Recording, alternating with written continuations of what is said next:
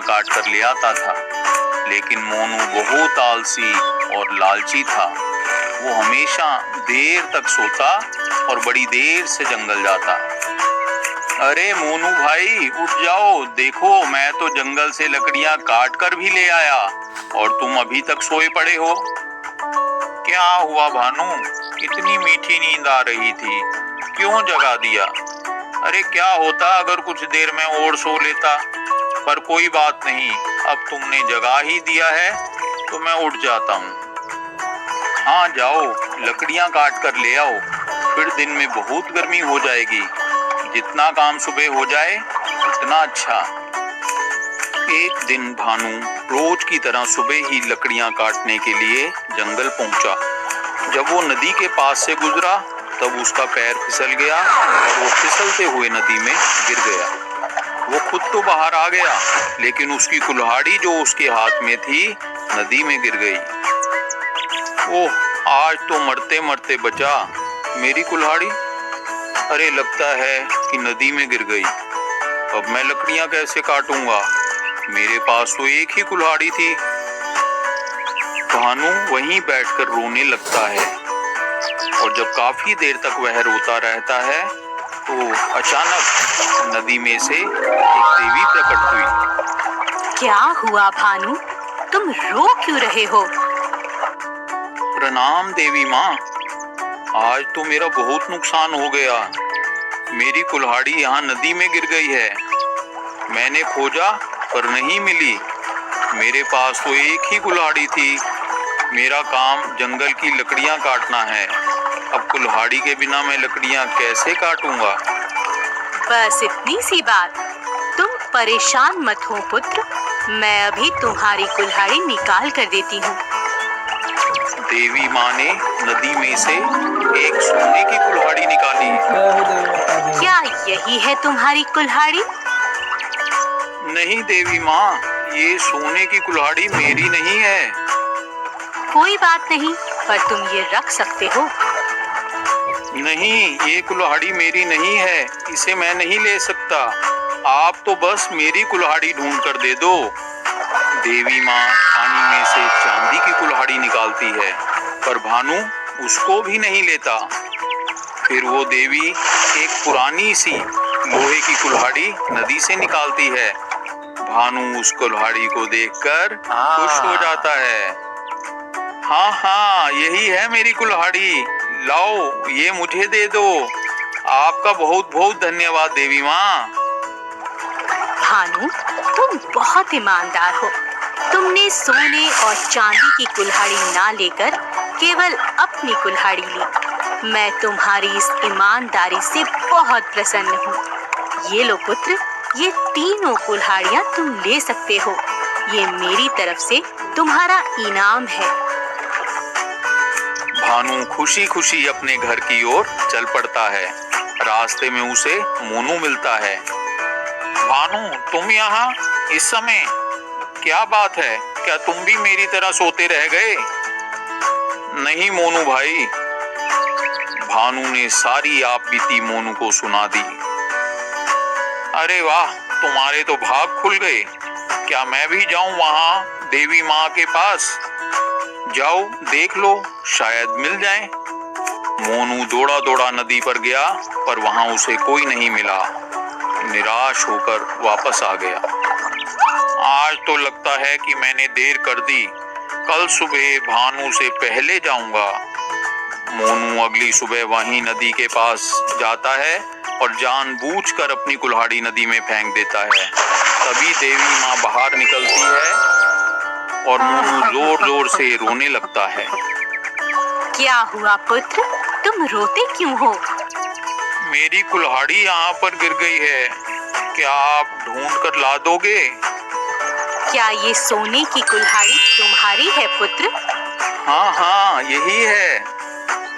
झूठ बोल रहे हो तुम। भानु को तो उसकी ईमानदारी का इनाम मिला था और तुम्हें कुछ नहीं मिलेगा। चले जाओ यहाँ से, तुम बहुत लालची हो। पर मेरी कुल्हाड़ी तो दे दो माँ। अब मोनू अपने लालच पर पछता रहा था। Fish fry. नदी किनारे बहुत से मछुआरे रहते थे और मछलियां पकड़ मच्छी बाजार में बेचा करते थे। पवन के पिता उसे मछलियां पकड़ने को हमेशा कहते, मगर वह सिर्फ मछली खाना पसंद करता और उसे फिश फ्राई करके खाना बहुत अच्छा लगता। एक दिन पवन के पिता ने कहा, देखो बेटा, हम मछुआरे हैं, अब मैं बूढ़ा हो गया हूँ, तबीयत ठीक नहीं रहती। सभी मछुआरों के लड़के अपने पिता की मदद करते हैं, तुम भी जाकर मछलियाँ पकड़ा करो। यूं बस पकाने खाने का शौक अच्छा नहीं होता। आप चिंता न करें, मैं समय आने पर सब संभाल लूंगा पिताजी, मुझे मच्छी पकड़ने का कोई शौक नहीं। पवन के पिता की बात का उस पर कोई असर ना हुआ, इसलिए उन्होंने अपने बेटे को सबक सिखाने के लिए एक उपाय निकाला। पिताजी, आप मच्छी पकड़ने नहीं जा रहे? नहीं बेटा, आज मेरा मन नहीं। ले बेटा, खाना खा के जल्दी से दवा ला दे, तेरे पिताजी बहुत बीमार हैं। ये क्या है? मैं नहीं खाऊंगा। तुमने दाल क्यों बनाई? आप खा लो, मैं अपने लिए मच्छी पकाऊंगा माँ। बेटा, आज मच्छी नहीं है, अब से यही खाना होगा, समझे? क्या? नहीं, ऐसा मत कहो, मैं ये घास फूस नहीं खा सकता। पवन उदास रहने लगा। एक दिन उसकी माँ ने समझाया, बेटा, यूं उदास होकर कोई फायदा नहीं। तुम्हारे पिताजी बहुत मुश्किल से पैसे कमाते हैं, मछलियाँ कितने सालों से पकड़ रहे हैं, अब उनकी तबीयत अच्छी नहीं रहती, इसीलिए तुम्हारा फर्ज बनता है कि तुम जाकर मछलियाँ पकड़ो और घर चलाओ। शायद तुम ठीक कहती हो माँ, मैं हमेशा अपनी मनमानी करता हूँ। मैं आपकी इकलौती संतान हूँ, अगर मैं ही आपकी मदद नहीं करूँगा तो कौन करेगा? मैं आज मछलियाँ पकड़ने नदी पर जाता हूँ, मुझे आशीर्वाद दो माँ। और इस तरह पवन को सद्बुद्धि आई और वह अपने पिता का काम में हाथ बटाने लग गया। एक फल बेचने वाला था, उसका नाम चंदू था। चंदू रोज मंडी से केले लाकर बस स्टॉप पर एक ठेला लगाकर बेचता था। एक दिन रोज की तरह चंदू अपने ठेले पर केले बेच रहा था। तभी एक तोता आकर उसके ठेले पर बैठ गया। उस तोते के मुंह में एक बीज था। तोते ने वो बीज चंदू के आगे रख दिया। अरे, मैं इस बीज का क्या करूंगा? मैं तो केले बेचता हूँ, बीज का क्या करूंगा? तोते महाराज, आप ये बीज किसी किसान को दें। ये बीज कोई मामूली बीज नहीं है, मैं ये बीज बोना चाहता हूँ।